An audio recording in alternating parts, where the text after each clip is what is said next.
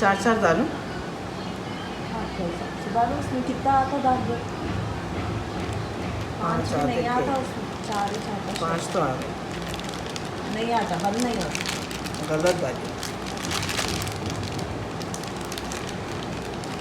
जल्दी जल्दी में इसके ऊपर 70 किलो का आर्डर आया काटने का।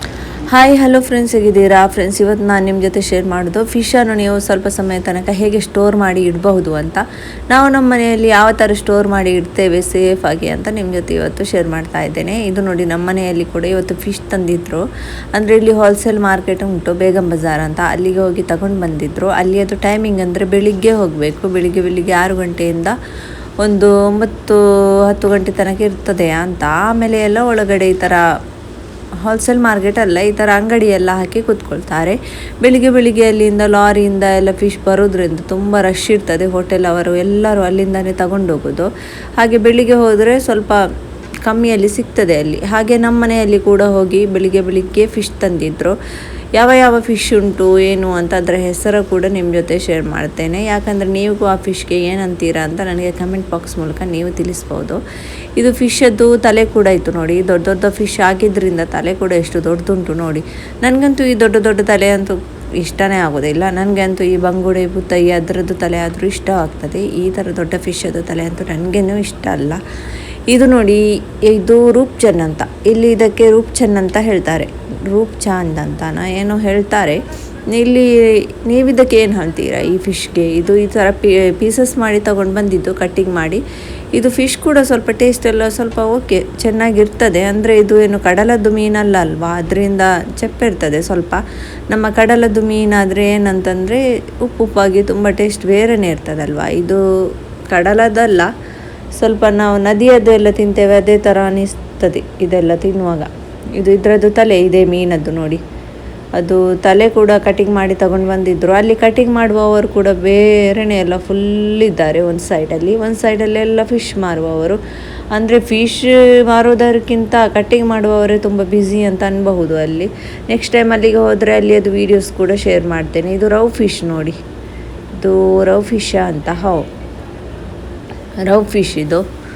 ರವ್ ಫಿಶ್ ಕೂಡ ತುಂಬ ಚೆನ್ನಾಗಿರ್ತದೆ. ನಮ್ಮ ಸಮುದ್ರದ ಮೀನಾದರೆ ಇನ್ನೂ ಕೂಡ ತುಂಬ ಟೇಸ್ಟ್ ಇರ್ತದಲ್ವ. ನನಗಂತೂ ಸಮುದ್ರವದ್ದೇ ಇಷ್ಟ. ನನಗೆ ನದಿಯದ್ದು ಅದು ಇದು ಮೀನೆಲ್ಲ ಅಷ್ಟು ಇಷ್ಟನೇ ಅಲ್ಲ, ತಿಂದ ಥರನೇ ಆಗೋದಿಲ್ಲ ನನಗೆ ಆ ನದಿಯದೆಲ್ಲ ಫಿಶ್. ಇದು ನೋಡಿ, ಇದು ರವ್ ಅಂದರೆ ಇದು ತುಂಬ ದೊಡ್ಡ ರವ್ ಫಿಶ್ ಅಲ್ಲ ಅಂತೆ, ಅದಕ್ಕೋಸ್ಕರ ಈ ಥರ ಸಣ್ಣ ಪೀಸಸ್ ಉಂಟು ನೋಡಿ ಹೇಗೆ ಉಂಟು. ನಾವು ಹೇಗೆ ಅದನ್ನು ಸ್ಟೋರ್ ಮಾಡ್ತೇವೆ ಅಂತ ಅದನ್ನು ಕೂಡ ಈ ವಿಡಿಯೋದಲ್ಲಿ ಲಾಸ್ಟಿಗೆ ನಾನು ತೋರಿಸಿದ್ದೇನೆ. ಅದಕ್ಕೋಸ್ಕರ ಫ್ರೆಂಡ್ಸ್, ನೀವು ನನ್ನ ಚಾನೆಲ್ಗೆ ಇಷ್ಟರವರೆಗೆ ಸಬ್ಸ್ಕ್ರೈಬ್ ಮಾಡಲಿಲ್ಲ ಅಂದ್ರೆ ಸಬ್ಸ್ಕ್ರೈಬ್ ಕೂಡ ಮಾಡಿ, ಲೈಕ್ ಕೂಡ ಮಾಡಿ, ಶೇರ್ ಕೂಡ ಮಾಡಿ, ಕಮೆಂಟ್ ಕೂಡ ಮಾಡಿ. ನನ್ನ ಈ ಒಂದು ಸಣ್ಣದಾದ ಪುಟ್ಟ ವಿಡಿಯೋ ನಿಮಗೆ ಹೇಗೆ ಅನಿಸಿತು ಅಂತ. ಇದು ಯಾವ ಫಿಶ್ ಅಂದರೆ ಇದು ಪಾಪ್ಲೆಟ್ ನೋಡಿ. ಈ ಥರ ಪಾಪ್ಲೆಟ್ ಈ ಥರ ಕಟ್ಟಿಂಗ್ ಮಾಡಿ ತಗೊಂಡು ಬಂದಿದ್ದಾರೆ. ಒಟ್ಟಿಗೆ ಎಲ್ಲ ಒಂದು 20 kg ತನಕ ಉಂಟು ನೋಡಿ. ಈ ಥರ ಈ ಮೀನು ಅಂದರೆ ನಮಗೆ ಊರಲ್ಲಿ ಎಲ್ಲ ತುಂಬ ಕಾಸ್ಟ್ಲಿ ಅಂತಲೇ ಅನ್ಬೋದು ಸಮುದ್ರದ ಮೀನು. ಇದೇನೋ ಅಷ್ಟು ಕಾಸ್ಟ್ಲಿ ಅಲ್ಲ, ಅಂದರೆ 2000ಕ್ಕೆ ಇಷ್ಟು ಒಂದು 20 kg ಅಷ್ಟು ಸಿಕ್ಕಿದೆ. ಊರಲ್ಲಿ ಆದರೆ ಒಂದು 3 ಬಂಗುಡೆ ಕೂಡ ಒಂದು 200 ರೂಪಾಯಿ ಉಂಟು, ಈಗ 150 ಉಂಟು ಅಂತ ಹೇಳ್ತಾ ಇದ್ರು, ತುಂಬ ಕಾಸ್ಟ್ಲಿ ಅಂತ. ಇಲ್ಲಿ ನೋಡಿ, ಇದನ್ನು ನೋಡುವಾಗ ಇಷ್ಟೇನು ಕಾಸ್ಟ್ಲಿ ಇಲ್ಲ ಅಂತ ಅನಿಸ್ತದಲ್ವ. ಸಮುದ್ರದ ಮೀನು ತುಂಬ ಕಾಸ್ಟ್ಲಿ ಉಂಟಂತೆ, ಇದೆಲ್ಲ ಅಷ್ಟೇನೂ ಇಲ್ಲ ಕಾಸ್ಟ್ಲಿ, ರೇಟ್ ಜಾಸ್ತಿ. ಇದು ನೋಡಿ, ಇದು ಪಾಪ್ಲೇಟ್. ಇದು ಯಾವ ಫಿಶ್ ಅಂದರೆ ಇದು ತಲೆಯಾ ಅಂತ ಫಿಶದ್ದು ನೋಡೋಣ. ಇದು ಫಿಶ್, ಇದು ಪಾಪ್ಲೇಟ್. ಅದು ಯಾವುದು ಗೊತ್ತುಂಟಾ? ರೂಪ್ಚಂದ್ ರವ್ ಫಿಶ್ ಅದು. ಇದು ಪಾಪ್ಲೇಟ್. ತಲೆ ನೋಡಿ ಅಂತೆ, ತಲೆ ಎಷ್ಟು ದೊಡ್ಡ ತಲೆ ಅಪ್ಪ. ತಲೆಯನ್ನು ನೋಡಿದ್ರಂತ ಆ ಥರ ಅನ್ನಿಸ್ತದೆ, ದೊಡ್ಡ ತಲೆ. ತಿನ್ನುವವರಿಗೆಲ್ಲ ತುಂಬ ಇಷ್ಟ ಆಗ್ತದೆ ಈ ಥರದ್ದು ತಲೆ ಎಲ್ಲ. ಅಲ್ಲಿ ಎಲ್ಲ ಹೋಟೆಲ್ ಅವರೇ ಜಾಸ್ತಿ ತಗೊಳ್ಳೋದು, ಯಾಕಂದರೆ ಬೆಳಿಗ್ಗೆ ಎಲ್ಲ ಅವರದ್ದೇ ಫುಲ್ಲು ರಶ್ ಇರ್ತದೆ ಹೋಟೆಲ್ಗೋಸ್ಕರನೇ. ನೋಡಿ, ಇದು ಬೇರೆ ಮೀನು. ಇದರಲ್ಲಿ ನಿಮಗೆ ಯಾವ ಮೀನದು ಹೆಸರು ಗೊತ್ತುಂಟು ಕಮೆಂಟ್ ಮಾಡಿ ಫ್ರೆಂಡ್ಸ್. ಪಾಪ್ಲೇಟ್ ಉಂಟು, ರವ್ ಫಿಶ್ ಉಂಟು, ರವ್ ಫಿಶದ್ದು ತಲೆ ಉಂಟು, ಪಾಪ್ಲೇಟದ್ದು ತಲೆ ಉಂಟು, ಎಲ್ಲದು ತಲೆ ಕೂಡ ತಗೊಂಡು ಬಂದಿದ್ದಾರೆ. ತಲೆಯಲ್ಲಿ ಕೂಡ ತುಂಬ ಮಾಂಸ ಇರ್ತದೆ, ಯಾಕಂದರೆ ಇದು ದೊಡ್ಡ ಫಿಶ್ ಅಲ್ವಾ. ನನ್ನ ಅತ್ತೆ ಇದನ್ನೆಲ್ಲ ಬೇರೆ ಮಾಡಿ ಪ್ಯಾಕಿಂಗ್ ಮಾಡ್ತಾ ಇದ್ದಾರೆ ನೋಡಿ, ಎಷ್ಟು ದೊಡ್ಡ ತಲೆ. ನೋಡಿದ್ರಲ್ಲ.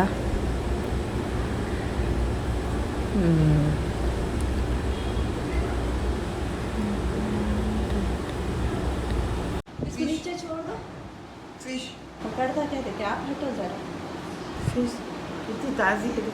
Fish Fish. ले लो फिश ले लो फिश वहाँ कहाँ के देख रहा था ये देख रहा हूँ वहाँ फिश है, देखो फिश ऐसा मुंडा से बताओ। देखते हाँ, फिश बताओ। देखते ये देखो फिश देखो आया इधर फिश की है, आई, सब देखो पकड़ा फिश भी फिश नहीं। देखो। देखो फिश अनस नहीं लेता हाथ में। वहाँ तैली लेने गया वो ನಾವಿಲ್ಲಿ ಈ ಥರ ಲಾಕ್ ಕವರ್ ತಗೊಂಡಿದ್ದೇವೆ. ನೀವು ಜಾಸ್ತಿ ಪೀಸಸ್ ಆಗೋದಾದರೆ ದೊಡ್ಡ ಲಾಕ್ ಕವರ್ ತಗೊಳ್ಬೋದು. ನಾವಿಲ್ಲಿ ಮೀಡಿಯಮ್ ಸೈಜದ್ದು ಲಾಕ್ ಕವರ್ ತಗೊಂಡಿದ್ದು. ಈ ಥರ ಲಾಕ್ ಕವರಲ್ಲಿ ನಾವು ನಮಗೆ ಎಷ್ಟು ಬೇಕು ಒಮ್ಮೆ ಪದಾರ್ಥ ಮಾಡಲಿಕ್ಕೆ ಆ ಥರ ಎಷ್ಟೊಂದು ಅಂದಾಜು ಪ್ರಕಾರ ಎಲ್ಲ ಪೀಸಸನ್ನು ಈ ಥರ ಹಾಕಿ ಇಡ್ತೇವೆ. ಅಂದರೆ ಒಮ್ಮೆ ತೆಗೆಯುವಾಗ ಒಂದು ಪ್ಯಾಕೆಟನ್ನು ತೆಗಿಬೇಕು ಅಷ್ಟೇ ಅಂತ. ಅಂದರೆ ಒಂದು ಪ್ಯಾಕೆಟ್ ದೊಡ್ಡದರಲ್ಲಿ ಎಲ್ಲ ಹಾಕಿಟ್ರೆ ಎಲ್ಲ ಪ್ಯಾಕೆಟ್ ತೆಗಿಬೇಕು, ಮತ್ತು ಅದರದ್ದು ಐಸ್ ಎಲ್ಲ ಮೆಲ್ಟ್ ಆಗುವ ತನಕ ಹೊರಗಡೆ ಇಡಬೇಕು. ಎಷ್ಟು ಬೇಕೋ ಅಷ್ಟು ತೆಗೆದು ಮತ್ತೆ ವಾಪಸ್ ಇಡಬೇಕಲ್ಲ. ಅದಕ್ಕಿಂತ ನಾವು ಒಂದೇ ಪ್ಯಾಕೆಟಲ್ಲಿ ನಮಗೆ ಎಷ್ಟು ಬೇಕು ಒಮ್ಮೆಗೆ ಅಷ್ಟನ್ನು ಹಾಕಿ ಪ್ಯಾಕ್ ಮಾಡೋಣ ಅಂತ ಈ ಥರ ಮೀಡಿಯಮ್ ಸೈಜದ್ದು ಪ್ಯಾಕೆಟಲ್ಲಿ ಎಲ್ಲ ಪ್ಯಾಕಿಂಗ್ ಮಾಡ್ತಾ ಇದ್ದೇವೆ. ನಾನು ಮತ್ತು ಅತ್ತೆ ಕೂತ್ಕೊಂಡು ಇದೇ ಥರ ನೋಡಿ ಅವರೆಲ್ಲ ಹಾಕ್ತಾ ಇದ್ದಾರೆ. ಎಲ್ಲ ಯಾವುದರಲ್ಲಿ ಯಾವ ಥರ ಪೀಸಸ್ ಹಾಕಬೇಕು ಎಲ್ಲ ಅಂತ ಅವರೇ ಇದನ್ನೆಲ್ಲ ಹಾಕ್ತಾ ಇದ್ದಾರೆ ನೋಡಿ. ಈ ಥರ ನೀವು ಡಬ್ಬಿ ಎಲ್ಲ ಇಡುವುದಕ್ಕಿಂತ ಫಿಶದ್ದು ಫ್ರಿಜ್ಜಲ್ಲಿ ಈ ಥರ ಲಾಕ್ ಕವರಲ್ಲಿ ಇಟ್ಟರೆ ತುಂಬ ಈಸಿ ಆಗ್ತದೆ. ಅವರಿಗೆಲ್ಲ ಲಾಕ್ ಮಾಡಿ ನಾನು ಇಡ್ತಾ ಇದ್ದೇನೆ. ಅವರೆಲ್ಲ ಈ ಥರ ಪ್ಯಾಕೆಟ್ ಮಾಡಿದ್ದಾರೆ ನೋಡಿ. ಈ ಥರ ಎಲ್ಲ ಪ್ಯಾಕೆಟ್ ನಾವಿಬ್ಬರು ಸೇರಿಕೊಂಡು ಎಲ್ಲ ಫಿಶದ್ದು ಮಾಡ್ಕೊಂಡಿವಿ. ಇನ್ನೂ ಸ್ವಲ್ಪ ಉಂಟು, ಅದನ್ನು ಕೂಡ ಇದೇ ಥರ ರೆಡಿ ಮಾಡ್ಕೋತೇವೆ. ಇನ್ನು ಇದನ್ನು ಫ್ರಿಜ್ಜಲ್ಲಿ ಇಡಲಿಕ್ಕೆ ಕೂಡ ತುಂಬ ಜಾಗ ಬೇಕಂತಿಲ್ಲ, ಸ್ವಲ್ಪ ಜಾಗದಲ್ಲಿ ಇದನ್ನೆಲ್ಲ ಸೆಟ್ ಮಾಡಬಹುದು. ಯಾಕಂದರೆ ಡಬ್ಬಿ ಎಲ್ಲ ಆದರೆ ತುಂಬ ಜಾಗ ಬೇಕಾಗ್ತದೆ. ಈಗ ನೋಡಿ ಹೇಗೆ ಅಂತ ನೋಡಿದ್ರಲ್ಲ ಫ್ರೆಂಡ್ಸ್, ಎಷ್ಟು ಈಸಿಯಾಗಿ ಚೆಂದವಾಗಿ ಸೆಟ್ ಮಾಡಿ ಇಟ್ಟಿದ್ದೇವೆ ಅಂತ. ಜಾಸ್ತಿ ಜಾಗನೂ ಬೇಡ, ಏನೂ ಇಲ್ಲ, ಕರೆಕ್ಟಾಗಿ ಇಡ್ಬೋದು. ನೀವು ಕೂಡ ಈ ಥರ ತುಂಬ ಫಿಶ್ ಇದ್ದರೆ ಇದೇ ಥರ ಲಾಕ್ ಕವರಲ್ಲಿ ಹಾಕಿ ಸೇವ್ ಮಾಡಿ ಇಡ್ಬೋದು. ನಾನು ಸಿಗ್ತೇನೆ ನೆಕ್ಸ್ಟ್ ವೀಡಿಯೋದಲ್ಲಿ. ಅಲ್ಲಿ ತನಕ ಟಾಟಾ ಬಾಯ್ ಬಾಯ್, ಟೇಕ್ ಕೇರ್.